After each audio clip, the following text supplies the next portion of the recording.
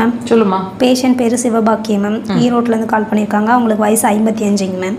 அவங்களுக்கு வந்து கால் முட்டிக்கு பின்னாடி வலி இருக்குன்னு சொல்லியிருக்காங்க மேம். கால் நீட்ட முடியல, மடக்க முடியல, ரொம்ப பெயினாக இருக்குன்னு சொல்லியிருக்காங்க மேம். டாய்லெட்டில் உட்காந்து எந்திரிக்க முடியல அப்படின்னு சொல்லியிருக்காங்க மேம். எந்திரிச்சாலும் உடனே நடக்க முடியாது, ஒரு 10-15 நிமிஷம் கழிச்சு தான் நடக்கவே முடியுது ஃப்ரீயாகவே அப்படின்னு சொல்கிறாங்க மேம். அதுக்கு அவங்க ட்ரீட்மெண்ட் பண்ணி டேப்லெட் போட்டுட்ருக்காங்களா மேம்.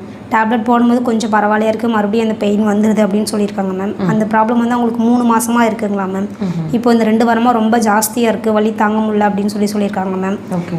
அந்த வலி வரும்போது இப்போது நைட்டில் வந்து யூரின் வந்து இந்த 2 வாரமாக அடிக்கடி போயிட்டுருக்காங்களா மேம். ஒரு 4-5 வாட்டி யூரின் நைட்டில் போகுது அப்படின்னு சொல்லியிருக்காங்க மேம். அது எதனால் வந்திருக்கு அப்படின்னு கேட்டு நம்ம அக்குபஞ்சரில் ட்ரீட்மெண்ட் பண்ண முடியுமான்னு சொல்லி கேட்டிருக்காங்க மேம்.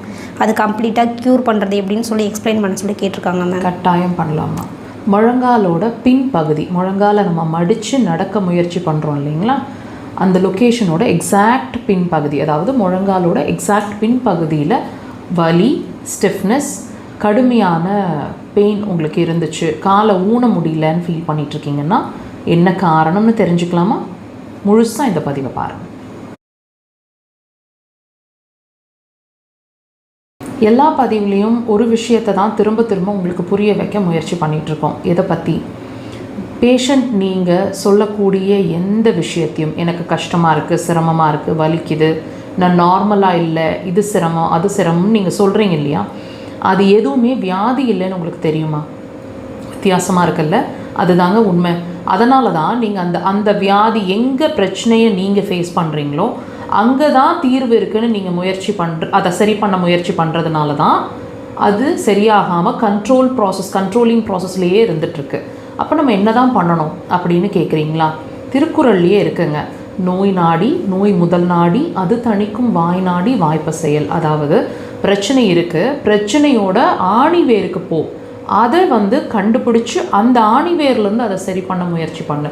இதுதான் அந்த குறளோட பொருள். இப்போ நாங்கள் அக்குபஞ்சரில் அதை எப்படி யூஸ் பண்ணுறோம் அப்படின்னு கேட்டிங்கன்னா, எப்படி கண்டுபிடிக்கிறோம்னு கேட்டிங்கன்னா, பிரச்சனையை உங்கள் பாடி உங்களுக்கு சொல்லுது. அதாவது உதாரணத்துக்கு இன்றைக்கான டாபிக் அந்த முழங்காலோட பின்பகுதியில் வலிக்குது.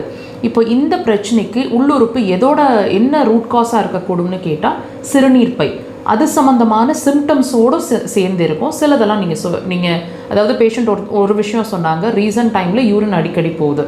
அது மட்டும் இல்லைங்க, யூரின் அடிக்கடி போகாமல் ரொம்ப லாங் டேர்மில் இருக்கும், அல்லது எரிச்சலாக இருக்கும், அடிக்கடி கம்மியாக போகிற மாதிரி இருக்கும், சொட்டு சொட்டாக போகிற மாதிரி இருக்கும், இடுப்பு வலி இருக்கும், பர்னிங் சென்சேஷன்ஸ் இருக்கும், பெண்களாக இருந்தால் ஒயிட் டிஸ்சார்ஜஸ் இருக்கும், கர்ப்பப்பையில் பிரச்சனைகள் இருக்கும். இப்போ இதில் ஏதாவது ஒன்றாவது உங்களுக்கு பொருந்தும். இதுதான் உங்களோட